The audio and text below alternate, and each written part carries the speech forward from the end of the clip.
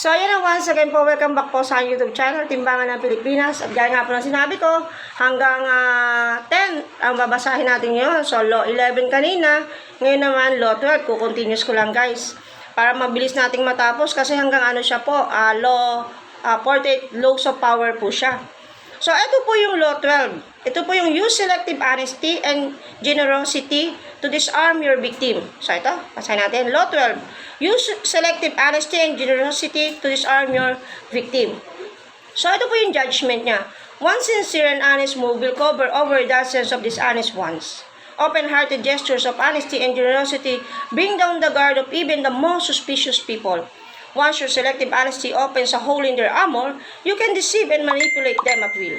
A timely gift, a Trojan horse, will serve the same purpose. So, yun.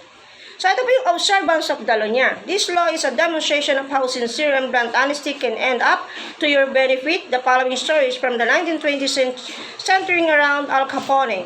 Capone, one of the most feared gangster the 1900s, o 1900s. So, ito po siya. So, yan po siya. So,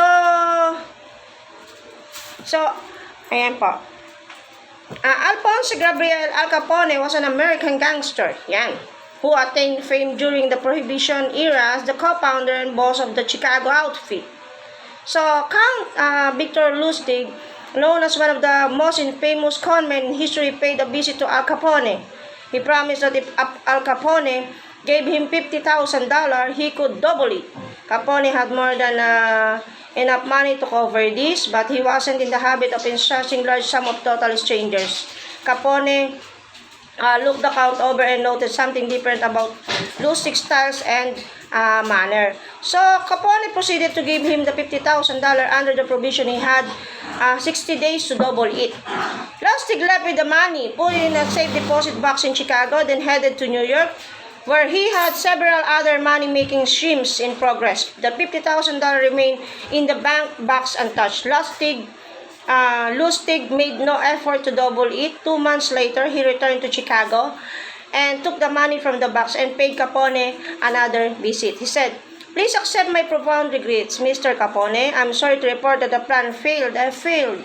Capone slowly stood, probably debating instead how he was going to murder him. But before the Capone could even decide, Lustig reached into his coat pocket, withdrew the $50,000 and placed it on the desk. "Here, sir, here's your money to the penny. Again, my sincere apologies.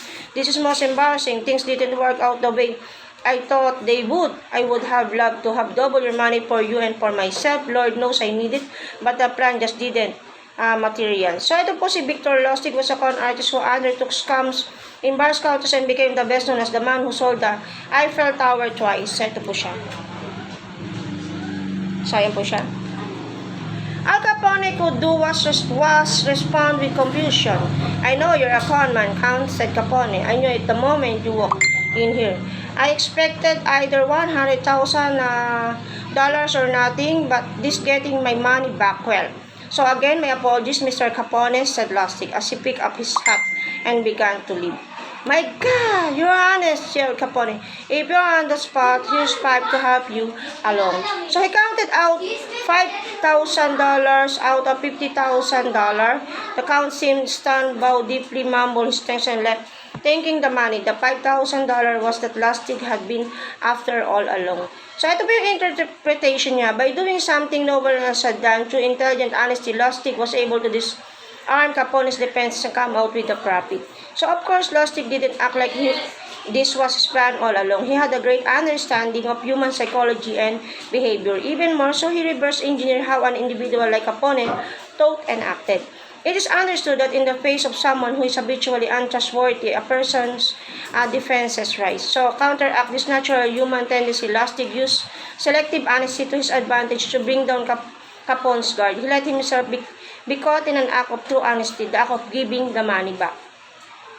Ito po yung dissecting the Al Capone side. There are many alike to Capone who spend most their life mistrusting the company around them. These types found themselves living on age distrusting many that surround them.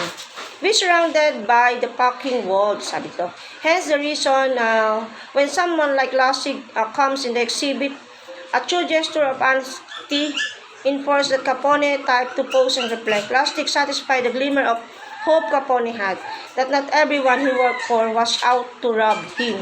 An important key to this cone working was is that cause a conflict of emotion, a conflict of honesty and dishonesty. Conflicts of emotion create the opportunity to distract and deceive as Lastig did.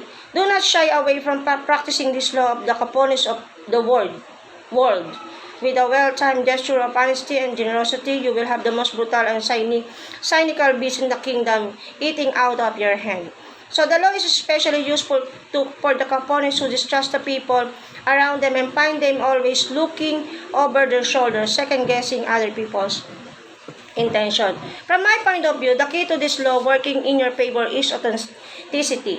Thus, you have to be very self-aware of your own behavior and morph it based on how another is responding and reacting. If you're not authentic and genuine, people, especially women who have a tendency to be a lot more naturally perceptive than males, will see past your package. Selective honesty is best employed on your first encounter with someone. We are all creatures of habit, and our first impressions last a long time. If someone believes you are honest at the start of your relationship, it takes a lot to convince them. Otherwise, this gives you room to maneuver. Everybody talks about how first impressions are important. Agreed. It does take a lot to read a first impression and change it, knowing that it's only wise to use that to your advantage and use selective honesty to create a stable, trusting relationship from the beginning. Ayan. Averting social behavioral risks the first time you meet someone may prove wise to avoid having your authenticity and honesty questioned. A single act of honesty is often not enough. What is required in reputation for honesty built on a series of acts, but this can be quite consequential once this reputation is established, as with first impression it is hard to shake. So understand, it's going to take more than one act of honesty. Just because we've acted kind and generously once does not abstain us from doing it again. Trust takes time. Honesty is one of the best ways to disarm the wary, but it is not the only one. Any kind of noble, apparently selfless act will serve. Perhaps the best such act though is one of generosity. So ayan guys, itutuloy po natin itong Law 12. Sobrang haba guys. At sa susunod nating mga video, itutuloy po natin yung about po sa topic nating Law 12 ng 48 laws of power.